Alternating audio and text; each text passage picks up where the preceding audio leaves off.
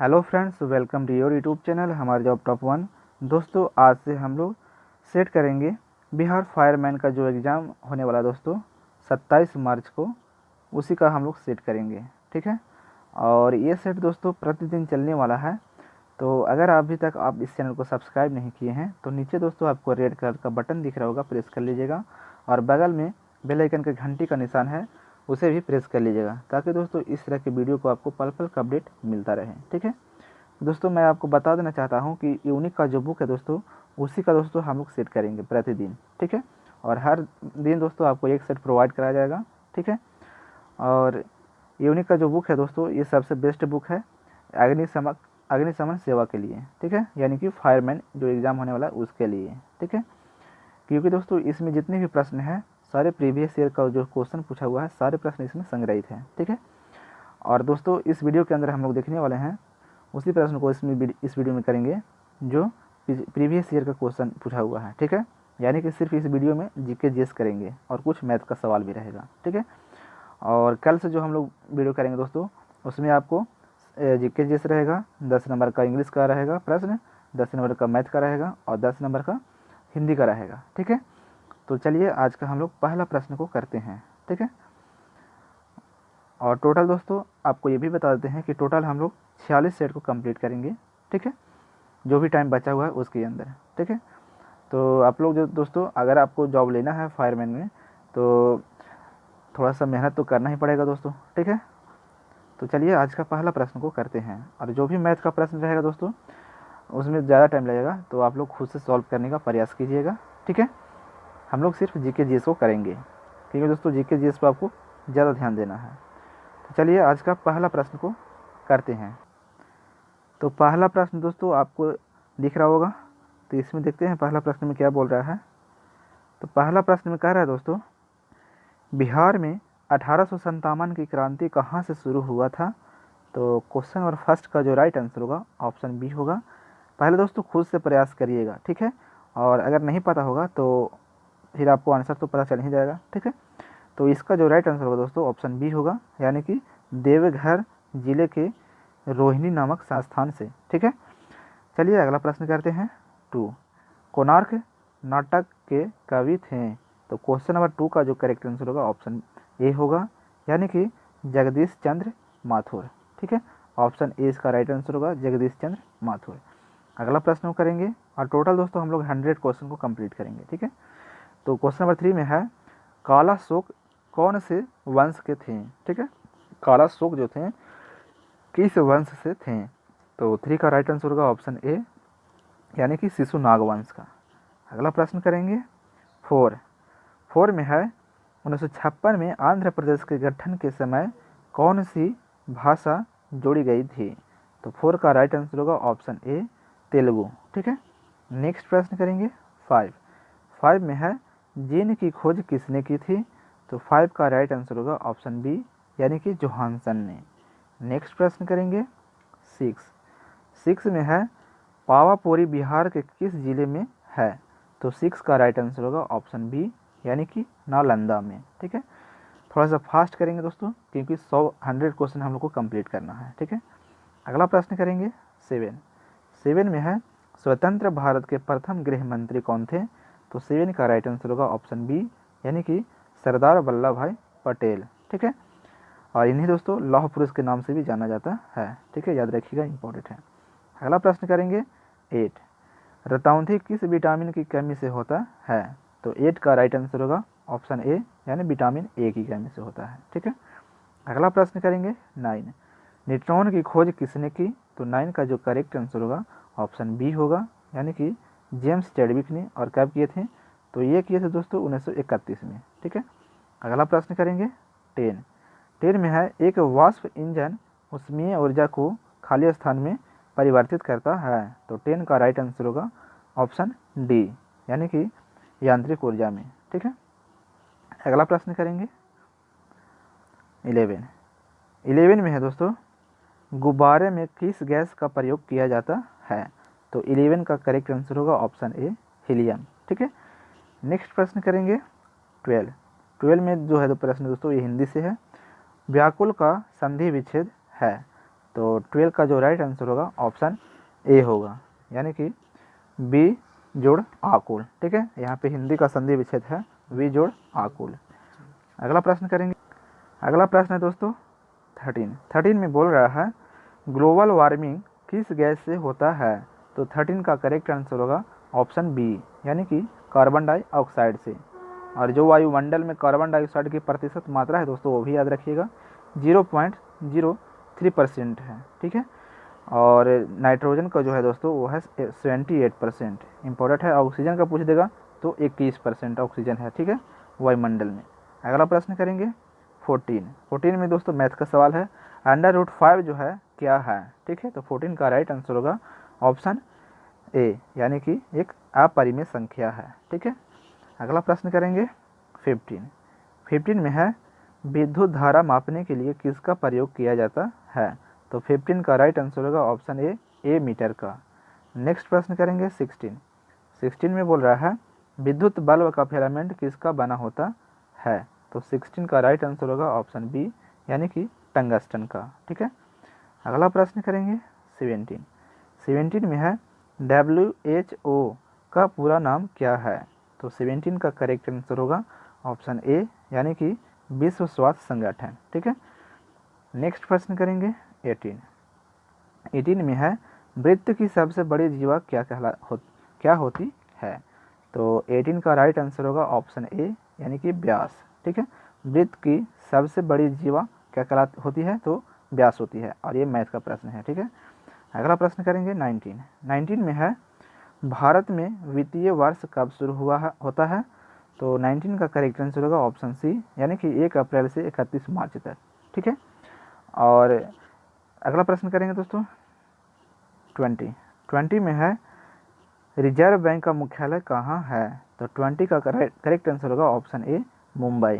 ठीक है, अगला प्रश्न करेंगे 21, मैथ का प्रश्न है ये, तो ये आप लोग दोस्तों खुद से सॉल्व करिएगा, मैं आपको आंसर बता देता हूँ। 21 का जो राइट आंसर होगा दोस्तों ये होगा अब ऑप्शन ए, यानी कि 14। ठीक है, अगला प्रश्न करेंगे दोस्तों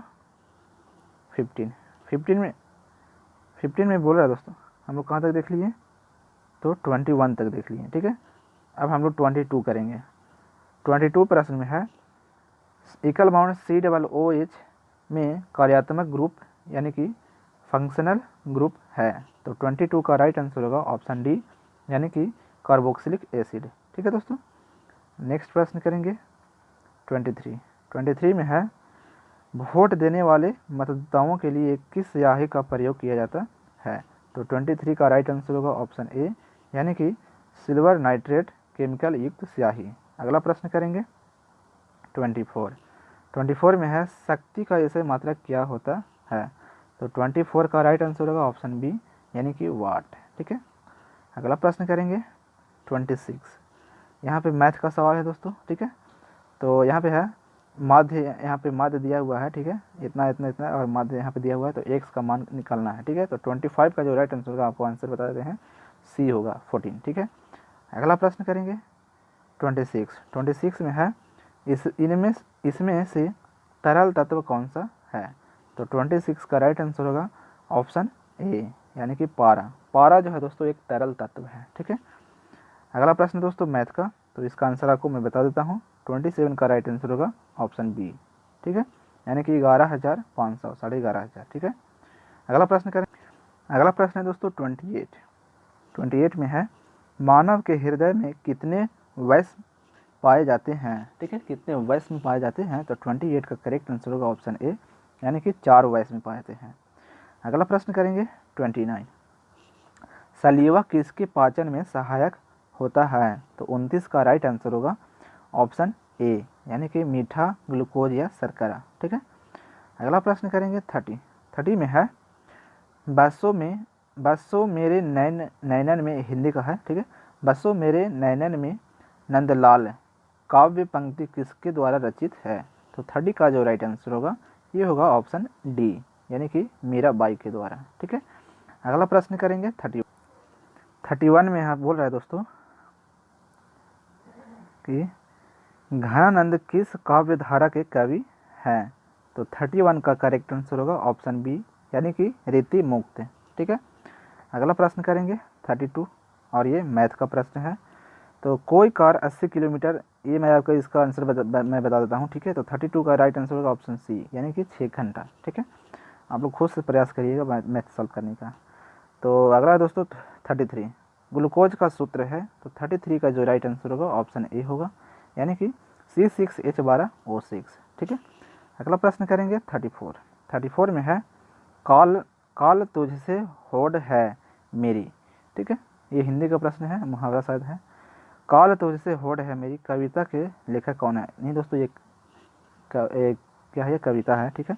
तो 34 का राइट आंसर होगा ऑप्शन बी, यानी कि शमशेर बहादुर सिंह, ठीक है।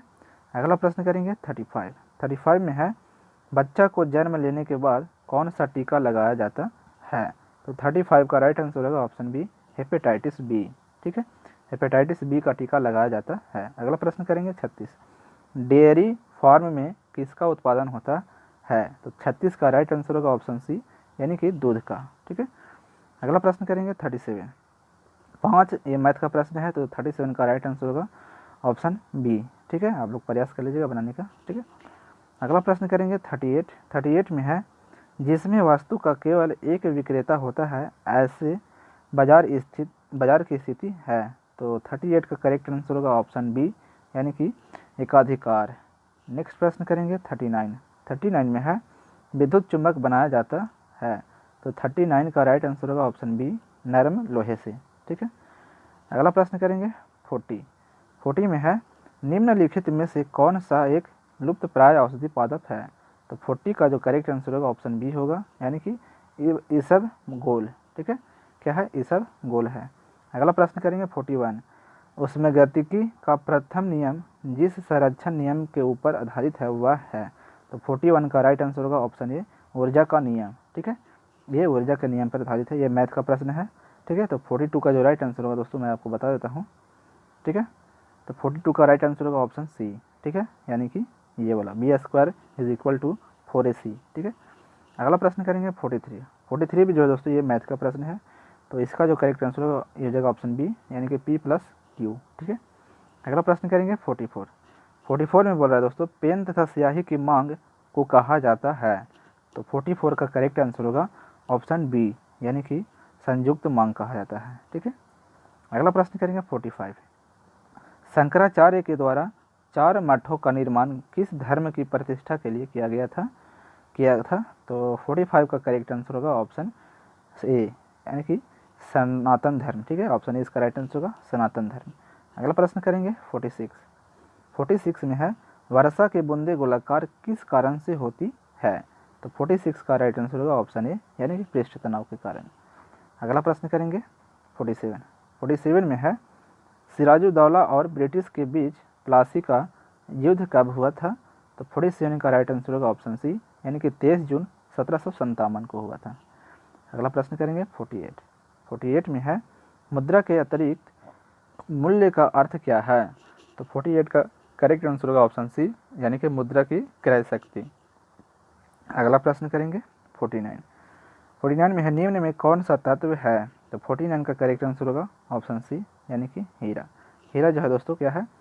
तो हीरा एक तत्व है।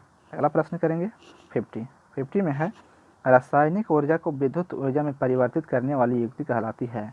तो 50 का राइट आंसर होगा ऑप्शन डी, यानी कि विद्युत कोष, ठीक है। विद्युत सेल भी कहता है या विद्युत कोष भी कह सकते हैं, ठीक है।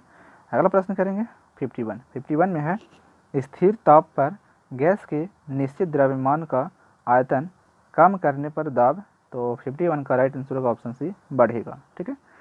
अगला प्रश्न करेंगे 52 इनमें कौन सार्क का सदस्य है? तो 52 का जो करेक्ट आंसर होगा ऑप्शन ए होगा, यानी कि मालदीव जो है दोस्तों ये सार्क का सदस्य है। अगला प्रश्न करेंगे हम लोग, ठीक है। 53 में बोल रहा है कि विद्युत धारा का मात्रक क्या होता है, ठीक है। तो 53 का राइट आंसर होगा ऑप्शन बी, यानी कि एम्पियर, ठीक है। अगला प्रश्न करेंगे 54 क्षोभ मंडल की ऊंचाई कितनी होती है? तो 54 का राइट आंसर होगा ऑप्शन डी, यानी कि इनमें से कोई नहीं, ठीक है। अगला प्रश्न करेंगे 55 में है लोहे का जंग लगना किस प्रकार का परिवर्तन है? तो 55 का जो राइट आंसर होगा ऑप्शन बी होगा, रासायनिक परिवर्तन। नेक्स्ट प्रश्न करेंगे 56 में है गन्ना का सर्वाधिक उत्पादन देश कौन सा है। ठीक है, गन्ना का सर्वाधिक उत्पादक देश कौन सा है। तो 56 का जो राइट आंसर होगा ऑप्शन बी होगा, ब्राज़ील। अगला प्रश्न करेंगे 57, आयोडीन की कमी से कौन सा रोग होता है। तो 57 का करेक्ट आंसर होगा ऑप्शन बी, यानी कि घिंघा नामक रोग होता है। ठीक है, अगला प्रश्न करेंगे 58 गुप्त वंश का संस्थापक कौन था। तो 58 का राइट आंसर होगा ऑप्शन बी, यानी कि श्रीगुप्त। ठीक है, नेक्स्ट प्रश्न करेंगे 59, जय जवान जय किसान का नारा किसने दिया था। तो 59 का जो करेक्ट आंसर होगा ऑप्शन बी होगा, यानी कि लाल बहादुर शास्त्री। अगला प्रश्न करेंगे 60 में है मांग के लिए आवश्यक तत्व है। तो 60 का राइट आंसर होगा ऑप्शन डी, यानी कि उपयुक्त सभी। ठीक है, यानी कि वस्तु की इच्छा, एक निहित मूल्य और साधन व्यय करने की तत्परता, यानी सभी सही है। अगला क्वेश्चन करेंगे 61, अर्थशास्त्र में उत्पादन का मतलब है। तो 61 का जो करेक्ट आंसर होगा ऑप्शन ए होगा, यानी कि विनिर्माण। अगला प्रश्न करेंगे 62, उत्पादन का सक्रिय साधन है। तो 62 का राइट आंसर होगा ऑप्शन ए, श्रम। अगला प्रश्न करेंगे 63 में है सूचकांक के निर्माण में प्रयुक्त सर्वोत्तम औसत है। तो 63 का राइट आंसर होगा ऑप्शन ए, यानी कि समांतर माध्य। ठीक है, नेक्स्ट प्रश्न करेंगे 64, पेट्रोल किससे मापा जाता है। तो 64 का राइट आंसर होगा ऑप्शन बी, यानी कि लीटर। ठीक है, अगला प्रश्न करेंगे 65 है दोस्तों। 65 में बोल रहा है कि अल्केन का रासायनिक सूत्र क्या है। ठीक है, तो 65 का जो करेक्ट आंसर होगा ऑप्शन ए होगा, CnH2n+2। ठीक है, एल्कीन का अगर पूछता दोस्तों तो एल्कीन का होता है ऑप्शन बी वाला, CnH2n। ठीक है, अगर एल्काइन का पूछता तो एल्काइन का होता है CnH2n-2। यहाँ पे प्लस है लेकिन यहाँ पे माइनस होगा। ठीक है, चलिए अगला प्रश्न करते हैं 66 में है चाय का सर्वाधिक उत्पादक देश कौन है। तो 66 का करेक्ट आंसर होगा ऑप्शन ए, यानी कि चीन। अगला प्रश्न करेंगे 67, गौतम बुद्ध की मृत्यु कहाँ हुई थी। तो 67 का जो करेक्ट आंसर होगा ऑप्शन ए होगा, कुशीनगर में। अगला प्रश्न करेंगे 68, पोखरन क्या है। तो 68 का राइट आंसर होगा ऑप्शन ए, और राजस्थान का एक नगर है। ठीक है, अगला प्रश्न करेंगे 69, गोवा में पहला शासन किसका था। तो 69 का जो राइट आंसर होगा ऑप्शन सी होगा, पुर्तगालियों का। अगला प्रश्न करेंगे 17 में बोल रहा है मंत्रिपरिषद की नियुक्ति कौन करता है। तो 70 का जो करेक्ट आंसर होगा ऑप्शन बी होगा, ये राष्ट्रपति करते हैं। ठीक है, 70 का राइट आंसर होगा ऑप्शन बी, राष्ट्रपति। अगला प्रश्न करेंगे 71 में बोल रहा है दोस्तों, ये इंग्लिश का प्रश्न है शायद। तो ये बोल रहा है दोस्तों, he is good in both studies and games. वाक्य का सही हिंदी रूपांतरण क्या होगा। ठीक है, ट्रांसलेट करना है। तो ये इंग्लिश टू हिंदी है। तो 71 का जो राइट आंसर होगा ये ऑप्शन डी होगा। ठीक है, वह पढ़ाई और खेल दोनों में अच्छा है। ठीक है, अगला प्रश्न करेंगे 72, किसी कार्य को करने का संकल्प करना मुहावरे का सही अर्थ है। ये हिंदी का प्रश्न है। तो 72 का राइट आंसर होगा ऑप्शन डी, यानी कि दृढ़ निश्चय करना। ठीक है, अगला प्रश्न करेंगे 73 में है जो बहुत कुछ जानता हो वाक्यांश के लिए सही शब्द है। तो इसमें हिंदी का भी प्रश्न आ गया है। ठीक है, कोई दिक्कत नहीं है, ये सिलेबस में भी है। ठीक है, तो 73 का जो राइट आंसर होगा ये होगा दोस्तों ऑप्शन डी, यानी कि बहुश्रुत। ठीक है, बहुश्रुत, जो बहुत कुछ जानता हो उसके लिए क्या है, तो बहुश्रुत। अगला प्रश्न करेंगे 74 में है जिसको प्राप्त करना बहुत कठिन हो वाक्यांश के लिए सही शब्द है। तो 74 का जो राइट आंसर होगा ये होगा दोस्तों ऑप्शन सी, यानी कि दुर्लभ। ठीक है, अगला प्रश्न करेंगे 75 में बोल रहा है किसी देश के मुद्रास्फीति की स्थिति में निम्नलिखित में से कौन सा कथन सही नहीं है। तो 75 का जो करेक्ट आंसर होगा ये ऑप्शन सी होगा, यानी कि पूंजी का अवमूल्यन होता है। ठीक है, ये सही नहीं है। अगला प्रश्न करेंगे 76 में है राष्ट्रीय आय क्या है। तो 76 का जो करेक्ट आंसर होगा ये ऑप्शन ए होगा, यानी कि यह एक वर्ष में कितनी देश में उत्पादित सभी वस्तु किसी देश में, ठीक है, किसी देश में उत्पादित सभी वस्तुओं तथा सेवाओं का धन मूल्य है। ठीक है, अगला प्रश्न करेंगे 77 में है शुद्ध राष्ट्रीय उत्पाद का मूल्यांकन कैसे किया जाता है। तो 77 का करेक्ट आंसर होगा ऑप्शन ए, यानी कि NNP बराबर GNP माइनस मूल्यह्रास। ठीक है, अगला प्रश्न करेंगे 78 में है भारतीय संविधान पूर्णतः किस तिथि से लागू हुआ था। तो 78 का करेक्ट आंसर होगा ऑप्शन डी, यानी कि 26 जनवरी 1950 को। ठीक है, अगला प्रश्न करेंगे 79 में है भारतीय संसद में कितने सदन हैं। तो 79 का जो करेक्ट आंसर होगा ये ऑप्शन ए होगा, यानी कि 2 सदन। और कौन कौन से हैं, तो यह है एक उच्च सदन और एक निम्न सदन। ठीक है, उच्च सदन और निम्न सदन होते हैं। अगला प्रश्न करेंगे 80 किस काल या युग में पत्थर के औजार सबसे पहले पाए गए थे। तो 80 का जो करेक्ट आंसर होगा यह ऑप्शन बी होगा, यानी कि पुरापाषाण काल। ठीक है, पुरापाषाण काल में। अगला प्रश्न करेंगे 81 में बोल रहा है पुर्तगालियों द्वारा कालीकट से ले जाए जाने वाले कालीकट के सूती कपड़े यूरोप में आमतौर पर क्या कहलाते थे। तो 81 का जो करेक्ट आंसर होगा ऑप्शन बी होगा, कैलिको। ठीक है, अगला प्रश्न करेंगे 82 में है 8 ग्रहों में बुध सूर्य से कौन सा स्थान पर स्थित है। तो 82 का जो करेक्ट आंसर होगा ये ऑप्शन ए होगा, यानी कि पहला स्थान पे। ठीक है, अगला प्रश्न करेंगे 83 में है कर्क रेखा तथा मकर रेखा के बीच का क्षेत्र क्या है। तो 83 का जो करेक्ट आंसर होगा ये ऑप्शन सी होगा, यानी कि उष्णकटिबंध है। नेक्स्ट प्रश्न करेंगे 84 निम्नलिखित में से कौन सी जड़ें नहीं खाई जाती है। तो 84 का करेक्ट आंसर होगा ऑप्शन डी, यानी कि गेहूँ। ठीक है दोस्तों, अगला प्रश्न करेंगे 85 में बोल रहा है कौन से विटामिन की कमी के कारण रक्त का थक्का नहीं जमता। तो 85 का करेक्ट आंसर होगा ऑप्शन बी, यानी कि विटामिन के की कमी के कारण। अगला प्रश्न करेंगे 86 में है मानव की पसलियाँ खाली स्थान के साथ जुड़ी होती है। तो 86 का राइट आंसर होगा ऑप्शन सी, यानी कि अस्टर्नम। ठीक है, अगला प्रश्न करेंगे 87 में है प्रतिरोध का व्युत्क्रम चालकता है। यदि प्रतिरोध की इकाई ओम है तो चालकता की इकाई खाली स्थान होगी। तो 87 का करेक्ट आंसर होगा ऑप्शन ए, यानी कि ओम-1। ठीक है, अगला प्रश्न करेंगे 88 में है न्यूनतम कार्य उस समय होगा जब पिंड को खाली स्थान। तो 88 का राइट आंसर होगा ऑप्शन बी, यानी कि ऊर्ध्वाधर रूप से ऊपर उठाया जाए। ठीक है, अगला प्रश्न करेंगे 89 में है वेबसाइट का पहला पृष्ठ क्या कहलाता है। तो 89 का करेक्ट आंसर होगा ऑप्शन ए, यानी कि होम पेज।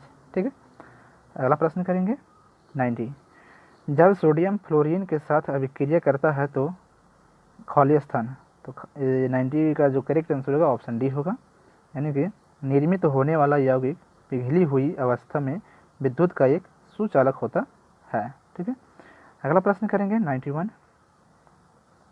91 में है एक पारद मिश्रण का अनिवार्य घटक खाली स्थान है। तो 91 का जो करेक्ट आंसर होगा ऑप्शन बी होगा, यानी कि पारा।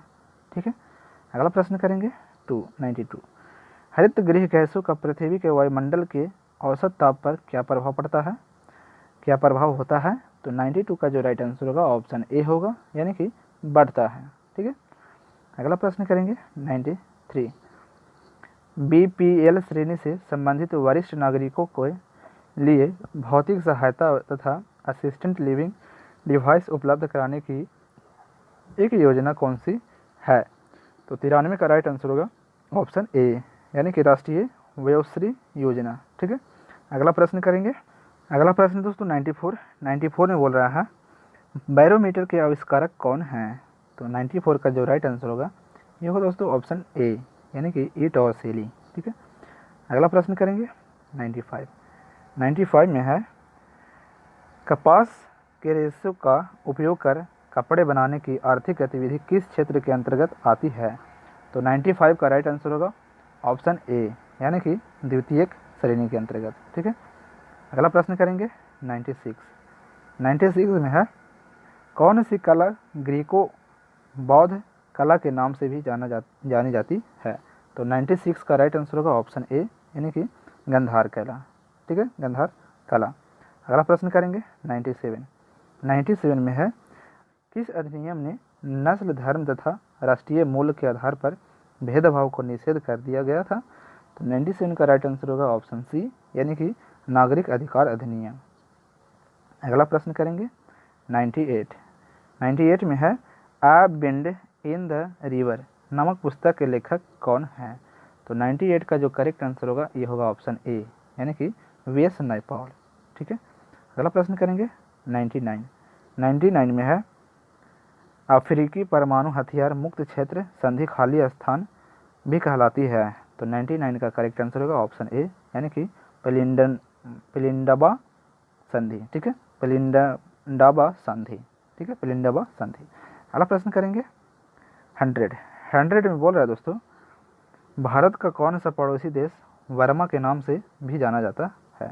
तो 100 का जो करेक्ट आंसर होगा ऑप्शन बी होगा, यानी कि म्यांमार। ठीक है, तो दोस्तों टोटल हम लोगों ने 100 क्वेश्चन कंप्लीट किए हैं इस वीडियो के अंदर, जो प्रीवियस ईयर का क्वेश्चन पूछा हुआ है। ठीक है, प्रीवियस ईयर का जो एग्ज़ाम हुआ है दोस्तों उसमें पूछा हुआ है, और यही क्वेश्चन दोस्तों आगे भी एग्जाम में रिपीट होगा, तो आप लोग इसे अच्छे तरीके से याद कर लीजिएगा, ताकि दोस्तों यहाँ से एक भी प्रश्न मिस ना हो। ठीक है, तो दोस्तों अभी तक आप इस चैनल को सब्सक्राइब नहीं किए हैं तो नीचे आपको रेड कलर का बटन दिख रहा होगा, प्रेस कर लीजिएगा, और बगल में बेल आइकन के घंटे का निशान है उसे भी प्रेस कर लीजिएगा पल पल के अपडेट पाने के लिए। ठीक है, और वीडियो दोस्तों अगर आपके लिए हेल्पफुल है तो इसे लाइक करना ना भूलिएगा, और शेयर तो दोस्तों अवश्य कर दीजिएगा। ठीक है, कहीं ना कहीं शेयर अवश्य कर दीजिएगा। चलिए मिलते हैं फिर अगली वीडियो में, तब तक के लिए जय हिंद।